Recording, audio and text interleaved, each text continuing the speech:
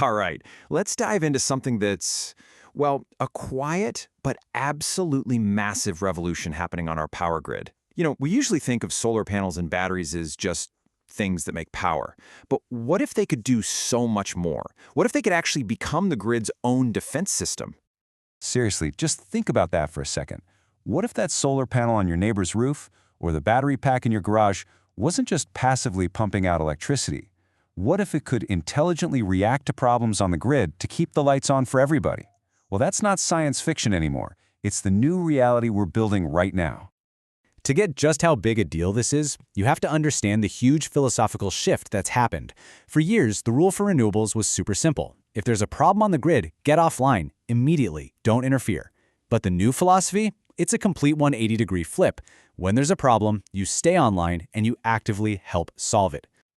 So why this really dramatic change? Well, to get the new solution, you first got to understand the old problem. Our traditional power grid was under a ton of pressure.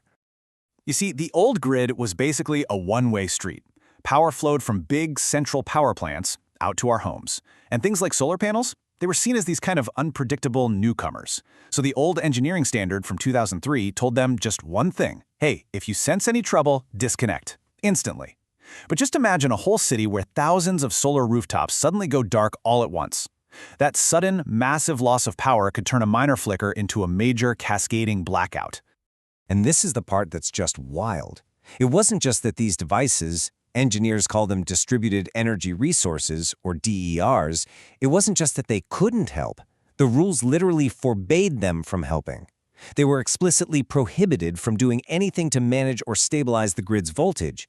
They were legally required to just be passive bystanders. Which brings us to the absolute game changer.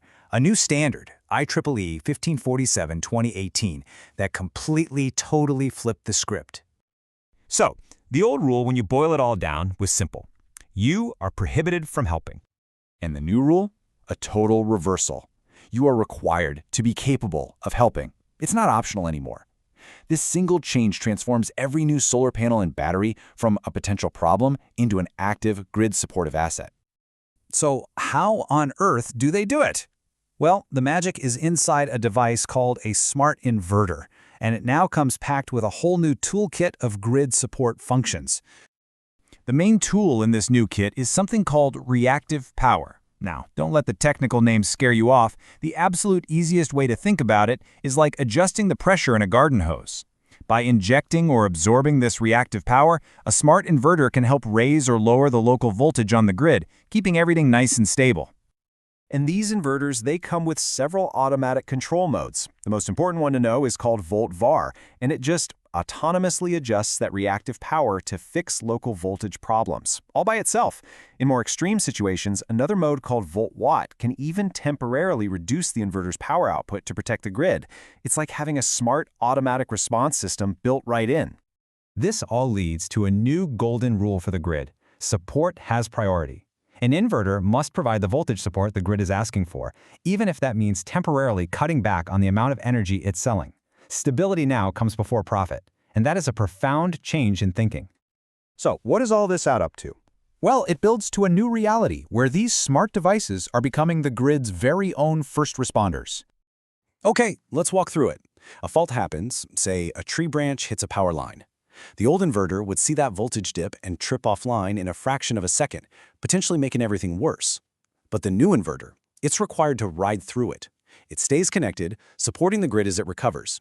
It's really the difference between a bystander running away from the problem and a first responder running toward it. And listen, this isn't some niche boutique capability.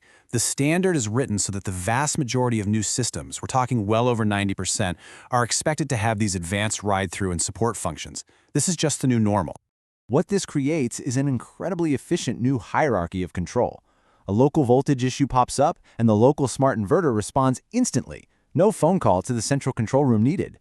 This super-fast, decentralized response handles the immediate fire, which then allows the central grid operator to focus on the big picture, optimizing the entire system.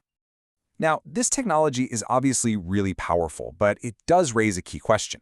Who decides how and when to actually use it? And here's the crucial distinction. The standard is like a car manufacturer making every new car capable of having advanced driver assist. But it's the local grid operator, the utility, who is the driver. They're the ones who decide which features to turn on and how to tune them, setting the specific parameters based on the unique needs of their local grid. It's definitely not a one-size-fits-all solution. And we know for a fact this works because places like California and Hawaii were the pioneers. They were dealing with so much solar power on their grids that they actually mandated these smart inverter functions even before the new standard was finalized. And in doing so, they proved the immense benefits of using these resources to actively manage the grid. And this brings us to one last big thought. For the first time ever, millions of devices at the edges of our grid are being built with the intelligence to actively support it. The technology is no longer the barrier. So the real question, well, it's for us. Are we truly ready to embrace a smarter, interactive, and decentralized power grid?